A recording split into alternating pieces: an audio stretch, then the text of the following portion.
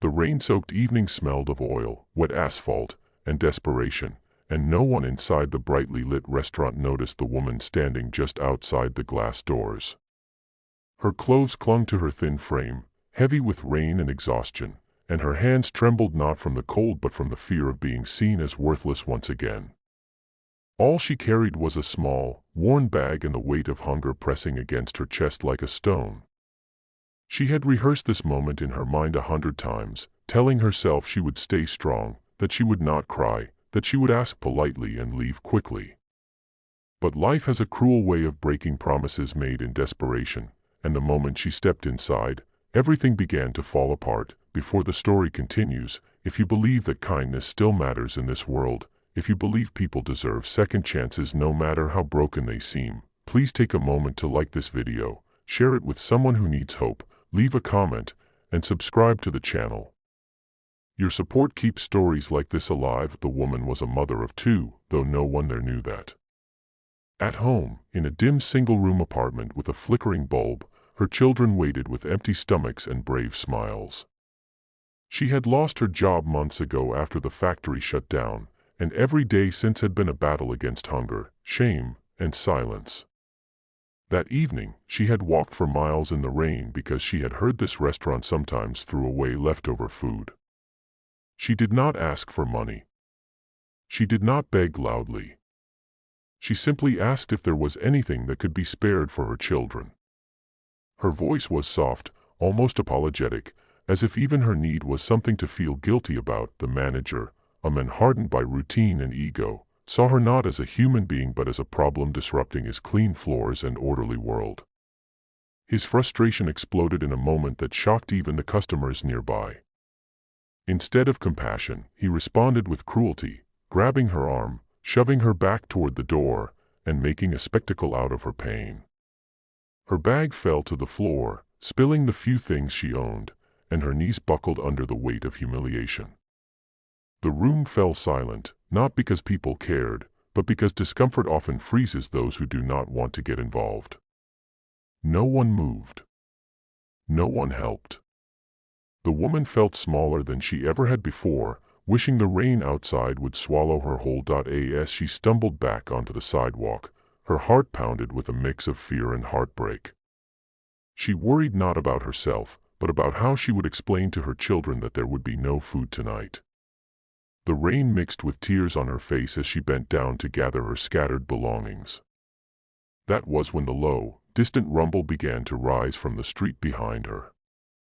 At first, it sounded like thunder rolling in early, but then the sound grew louder, heavier, vibrating through the pavement and into the bones of everyone nearby. A group of bikers was approaching, their headlights cutting through the rain like blades of light.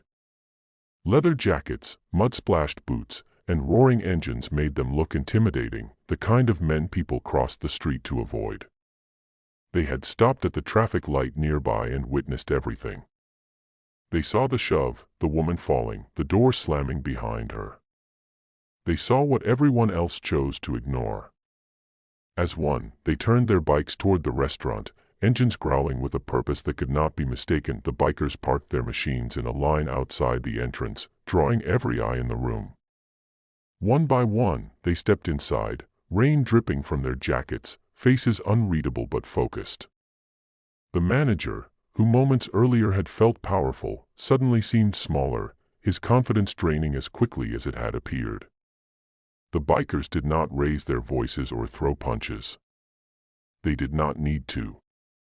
Their presence alone carried a weight of justice forged from years of loyalty, loss, and brotherhood. They made it clear, without a single shouted word, that what had happened was unacceptable. Outside, one of them knelt beside the woman, helping her gather her things, offering her warmth from a dry jacket draped gently over her shoulders. Another biker went back inside and returned with bags filled with food, not leftovers, but fresh meals prepared with care. The rain no longer felt as cold as the woman held those bags, her hands shaking now from disbelief instead of fear. For the first time in a long while, she felt seen. Not judged. Not dismissed. Just seen. The bikers stayed with her for a while, making sure she was safe, making sure she knew she mattered. They did not ask for praise or thanks.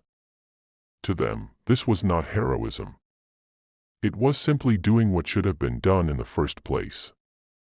As they eventually rode away, the sound of their engines faded into the night, leaving behind a silence filled not with shame, but with something far more powerful.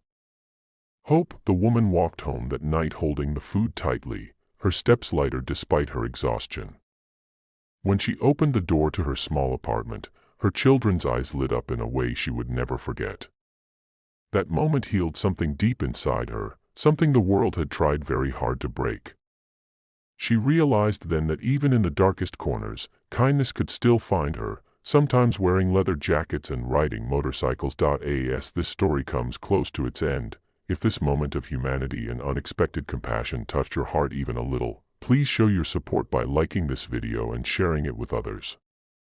Stories like this remind us that change begins with awareness and empathy, and before we end, please comment below and tell us what this story made you feel, because your words might be the hope someone else is searching for today. The world is full of noise, judgment, and cruelty, but every now and then, kindness roars louder than all of it. And when it does, it changes lives forever.